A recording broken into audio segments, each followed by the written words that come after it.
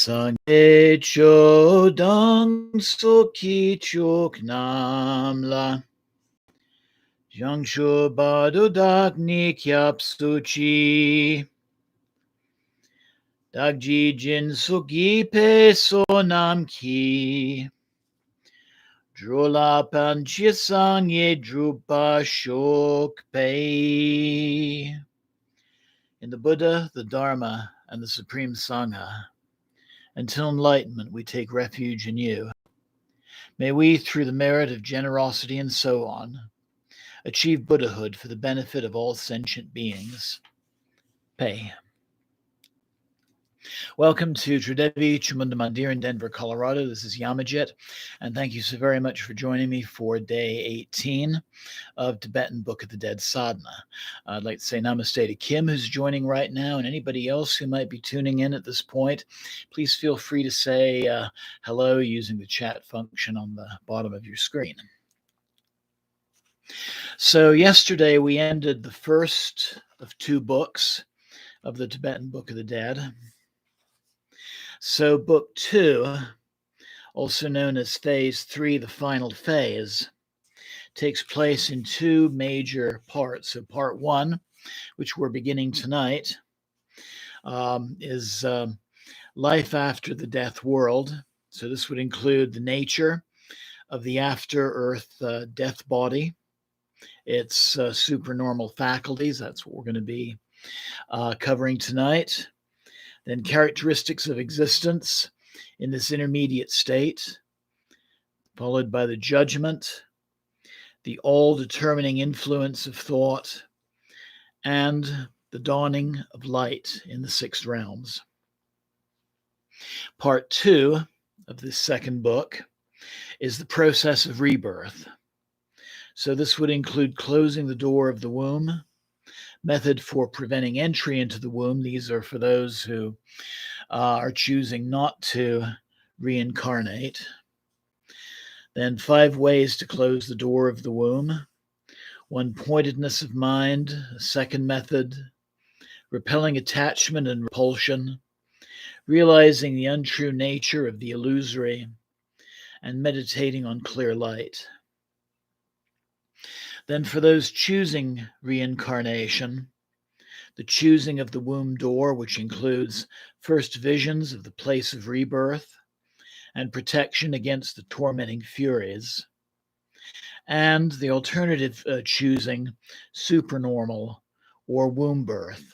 And this includes the supernormal birth by transference to a paradise realm, and then womb birth, the return to the human world. And then there's some verses of general conclusion.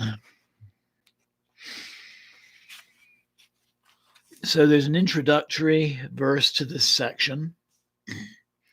Above, in the great book, the second phase was taught, and now the final phase, the vivid reminder, is brought.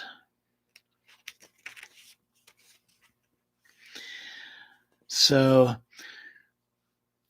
tonight, night 18, the after-death world, I'm going to share with you the introduction to this. Introductory instructions to the officiant, earthbound reader. Although heretofore, while in the second phase of the after-earth death experience, many vivid remindings have been given, except for those who have great familiarity with the real truth, and those who have made exceptionally wise past choices, the vast majority who have little familiarity, and because of the influence of past choices, become stricken with fear and terror, and recognition is difficult. These go down to this day, and to re-impress them vividly, that which follows is to be read. So I invite you to make yourself comfortable.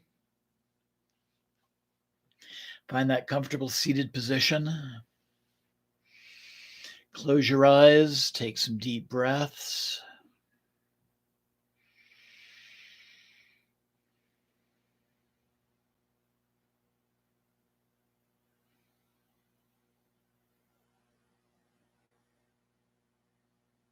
Take a moment for grounding and centering,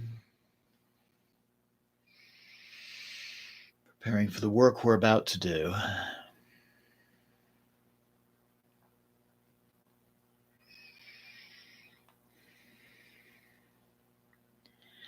And then I invite you to visualize the person for whom you're doing this sadhana. Imagine them seated across from you.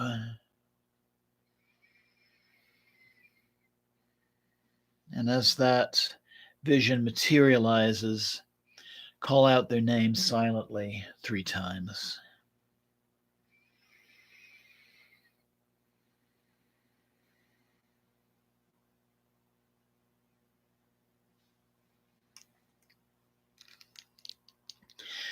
And affirm that you are acting as a conduit for this information, both for the person whom you've chosen to do this sadhana for, and also for all those other souls lost in the state of bardo, so that they may find guidance.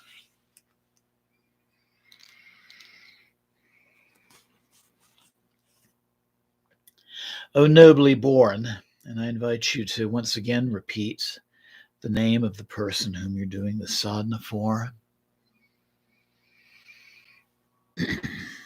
Listen well and bear at heart that birth in this after-earth death state is like being born in disguise. Indeed, when you are experiencing the radiances of the peaceful and fearful images in the previous phase, being unable to recognize, you fainted away through fear.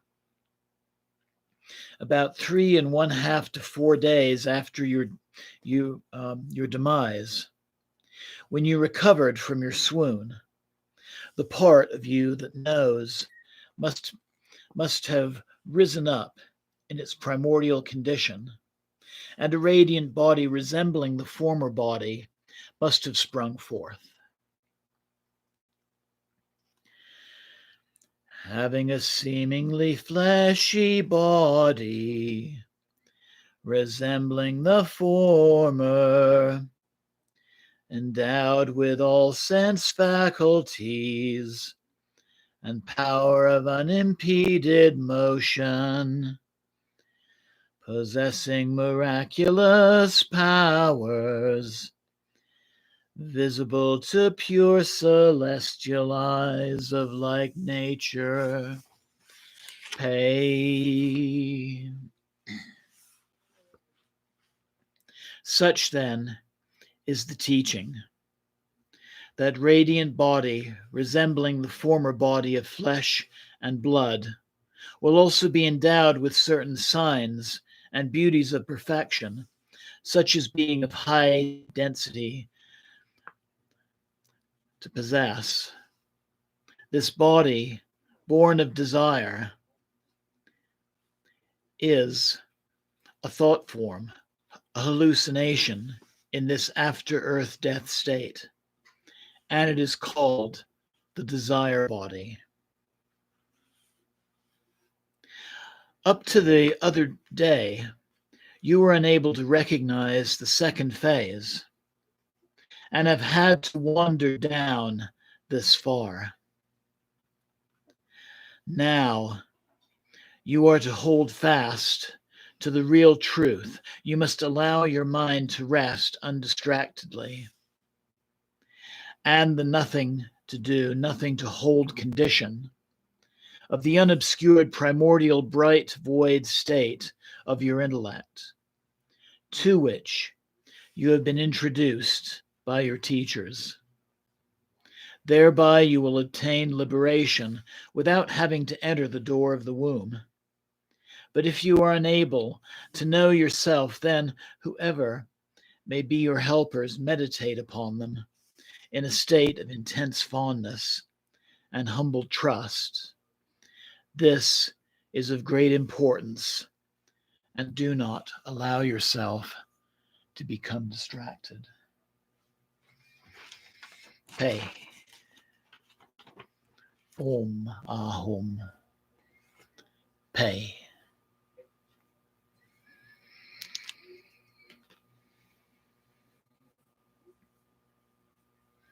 So taking a deep and clearing breath, letting go of the meditation for now.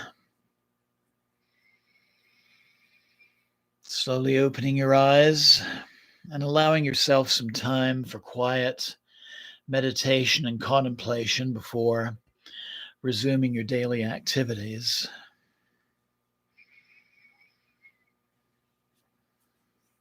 So I look forward to you joining me tomorrow, 7 o'clock Denver time for day 19. Day 20 at the same time on Friday, and then following that day, Sadhana.